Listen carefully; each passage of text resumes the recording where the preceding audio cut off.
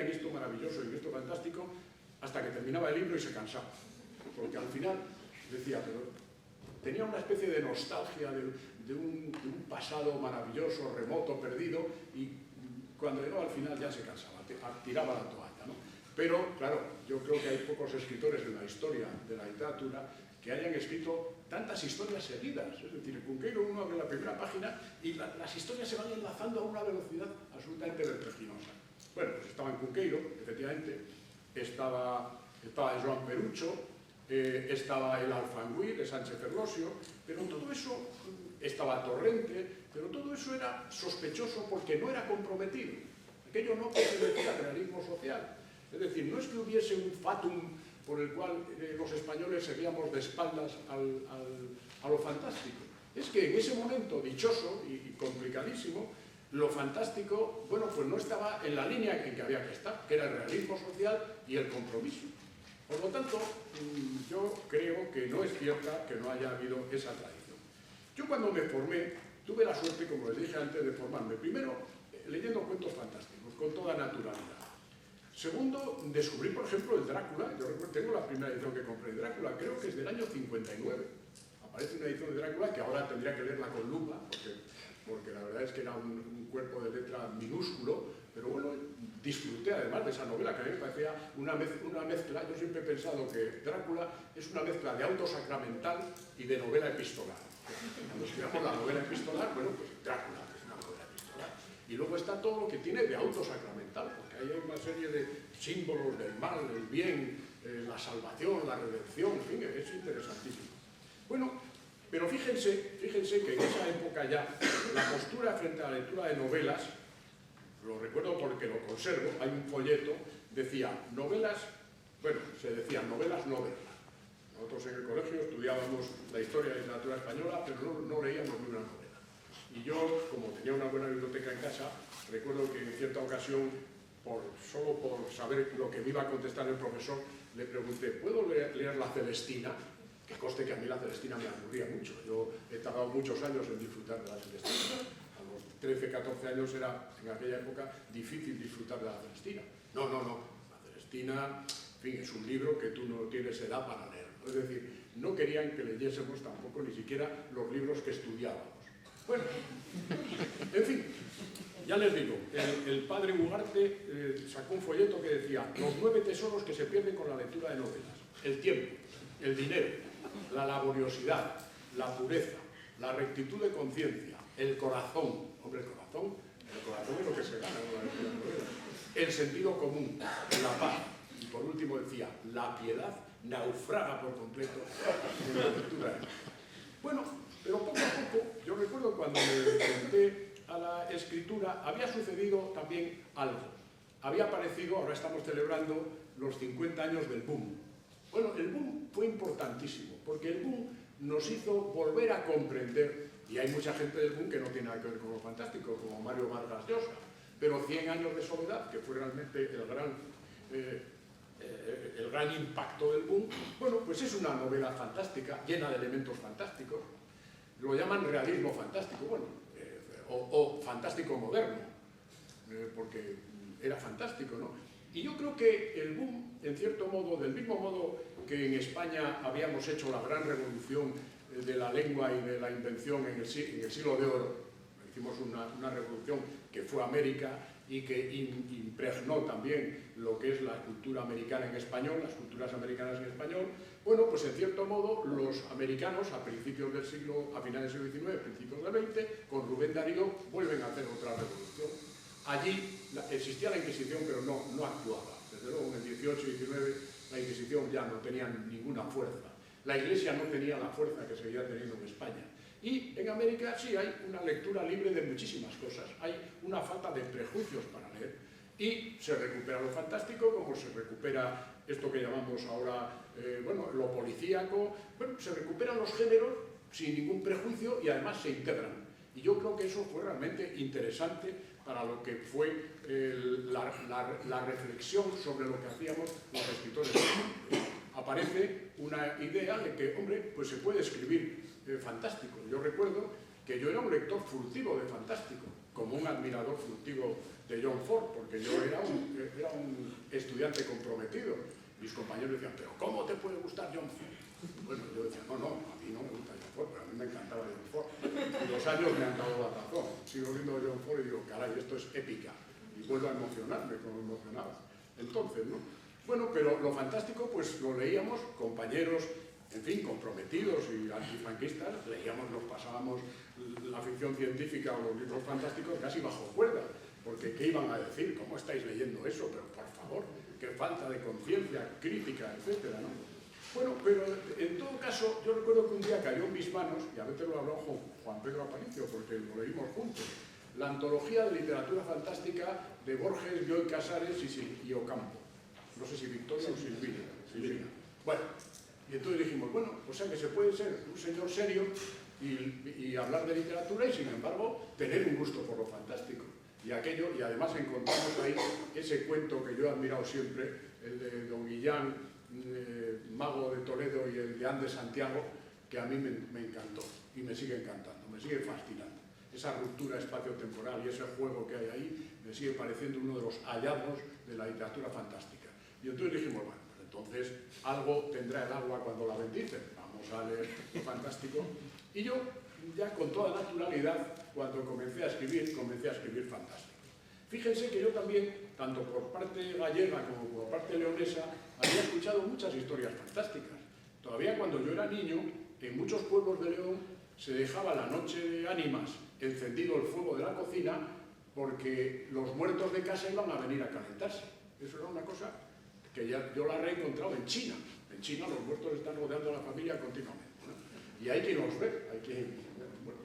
Estuve en Taiwán hace poco y la hispanista, muy amiga mía, que me invitó, me decía, cuando murió mi abuelo, uno de los nietos, que apenas hablaba, que era pequeñito, habló y dijo, no quiero que me enterréis en Taichung. Y es que estaba transmitiendo la voz del abuelo muerto. Y dije, ¿qué hiciste? Y dije, no le enterramos en Taichung. Quiero decirles a ustedes que esta idea de los fantasmas, bueno, estaba también en el mundo, no solo en el mundo rural gallego, con el que tuve muchísima relación, sino en el mundo rural leonés, con el que también tuve mucha relación. Lo que pasa es que también lo rural en España fue muy desdeñado por la parte culta. También lo rural era un camino de entrada de supersticiones, de cuentos de mujercillas. En fin, esto era cosa de mujercillas y de viejecitas, ¿no? No era algo serio. Y yo creo que eso también está detrás, esto que he hablado, ¿no? Esa tradición inquisitorial y eclesiástica orientando un poco los caminos de la gente. Pero de pronto, en los últimos años, yo voy a acotar más o menos los 15 últimos años y además con con unos cuantos libros, ¿no? Ya vemos cómo lo fantástico empieza a cambiar. Por ejemplo, ahora, poco a poco, por ejemplo, los cuentos que cuentan.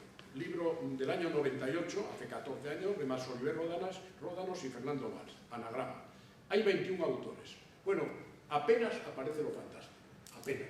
Hay un cuento de Aramburu, Poliedros, que es más bien alegórico, bonito cuento.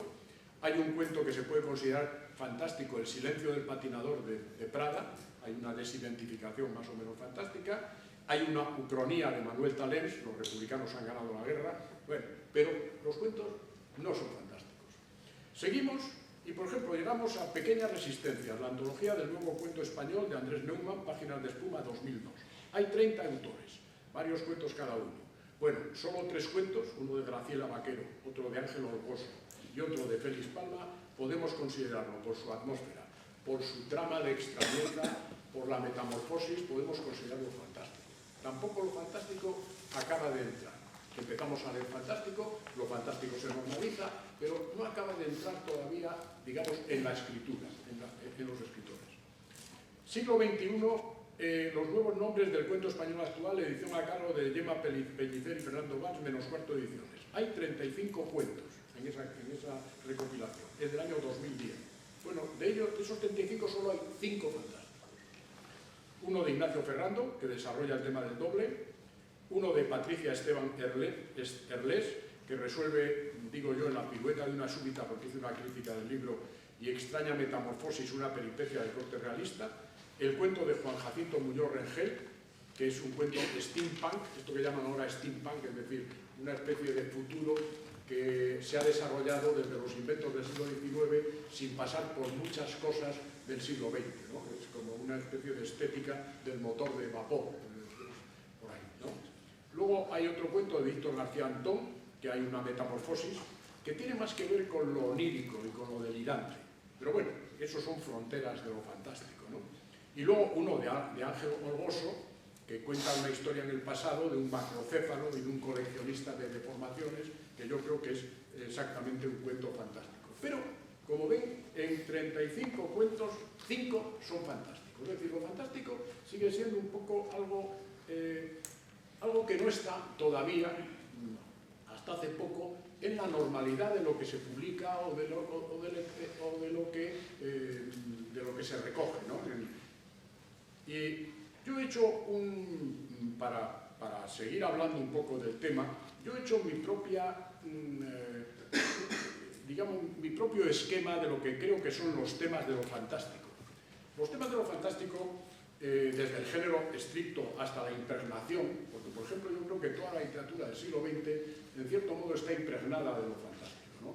Uno lee una novela como La montaña mágica, es una novela estrictamente realista, y sin embargo en esa novela hay ese hombre que va allí y que ya no puede salir del hospital y que, en fin, ahí hay un elemento que tiene que ver con el romanticismo y que tiene que ver con lo fantástico, ¿no?